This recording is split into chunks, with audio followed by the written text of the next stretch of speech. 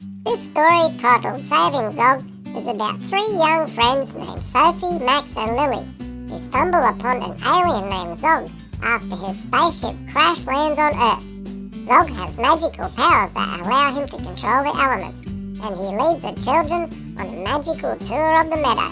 However, as the day goes on, Zog begins to weaken, and they realise that he needs to get back to his mothership before it's too late. They set out to find a signal device that will contact the mothership, but they encounter an evil witch who wants to keep Zog for herself. So join me on this imaginative story as the children and Zog fight the witch and find a way to save Zog before it's too late. Once upon a time, in a small town nestled in the rolling hills of the countryside, there were three young friends named Sophie, Max, and Lily. They spent most of their days exploring the fields and the forest, chasing after butterflies and imagining themselves as adventurers in far-off lands. One summer day, as they were wandering through a meadow, they saw a strange glowing object falling from the sky. Curious, they ran towards it, and when they arrived, they found a small silver spaceship lying on the ground with smoke billowing from its engines. As they approached, they heard a faint groaning sound coming from inside the ship, and suddenly the hatch opened and a small green creature with big shiny eyes stumbled out. The creature looked up at the three friends with a friendly expression on its face. It was unlike anything they had ever seen before. It had a round head, pointy ears, and four arms that ended in long, thin fingers. It wore a red, sparkly suit that shimmered in the sunlight. "Hello," it said in a high-pitched voice. "My name is Zog. I come from a planet far, far away. I was on a mission to explore the universe when my ship malfunctioned and crashed on Earth." The children stared at the alien in amazement. They had never met an extraterrestrial before, and they couldn't believe their luck. As they talked, Zog explained that he had magical powers that allowed him to control the elements. He could make flowers grow with the wave of his hand, or summon a gust of wind to blow the leaves off the trees. The children were fascinated by his abilities and couldn't wait to see more. Zog was happy to show off his powers and led the children on a magical tour of the meadow. He made a rainbow appear in the sky, caused a small stream to flow through the field, and conjured up a flock of colourful birds that sang a beautiful song.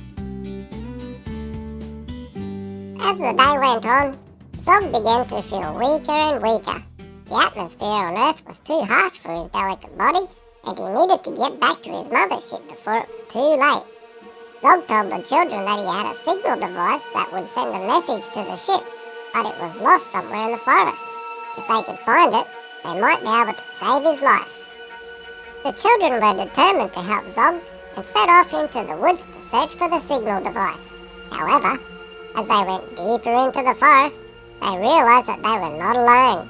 Dark shadows moved among the trees, and they could hear strange noises coming from all around them. And suddenly, a crackling laugh echoed through the forest, and a figure appeared in front of them. It was an old, haggard witch with crooked teeth and a long, pointy nose. She wore a black cloak and carried a gnarled staff that cracked with dark energy. "I see you have met my little friend," the witch said, gesturing towards Zog. "He is a rare specimen, and I would like to keep him for myself." The children realised that they were in grave danger and tried to run, but the witch was too quick for them. With a wave of her staff, she conjured up a storm that sent them tumbling to the ground. As the witch closed in on them, Zog used his powers to create a shield of light that protected the children from her evil magic. The witch screeched in frustration and tried to break through the shield, but Zog was too powerful. With a burst of energy, he sent a beam of light shooting towards the witch, and she vanished into thin air. The children breathed a sigh of relief and thanked Zog for saving them. They knew that they had to find the signal device quickly and get back to his mothership before any more danger came their way. With Zog leading the way, The children continued their search for the signal device. They walked for hours through thick underbrush and over rocky terrain, until they finally came across a clearing in the woods. In the centre of the clearing was a small silver object that glinted in the sunlight. It was a signal device. The children rushed towards it, but as they reached out to grab it, they heard a sinister chuckling coming from behind them. Turning around, they saw the witch once again, her eyes blazing with fury.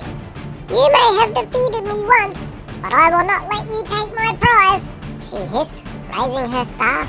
A fierce battle ensued, with Zog using his magic to create powerful blasts of light that forced the witch back. The children fought bravely alongside him, using their wits and their strength to hold the witch at bay. But the witch was not to be underestimated.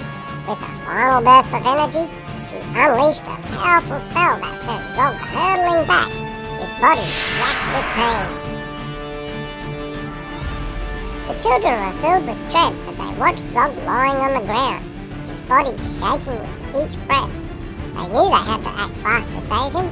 Thinking quickly, Max suggested they use the signal device to contact Zog's mothership and request for help. Lily grabbed the device and began pressing buttons, hoping for a response. After a few tense moments, they heard a faint beeping sound. Suddenly, a bright light filled the clearing and a large ship descended from the sky. The children watched in amazement as Zog was lifted up into the ship, his body slowly beginning to heal. The ship then took off into the sky, leaving the children behind. But they knew they had made a new friend, and they would never forget the magical adventures they shared with Zog. They would look up at the sky, feeling grateful for the experience and excited for whatever other wonders the universe may hold. And as they walked back home, they knew that they would always be ready for their next adventure. The end. Well guys, I hope you enjoyed that, and if you did, remember to like and subscribe, and I'll see you on the next one. Bye!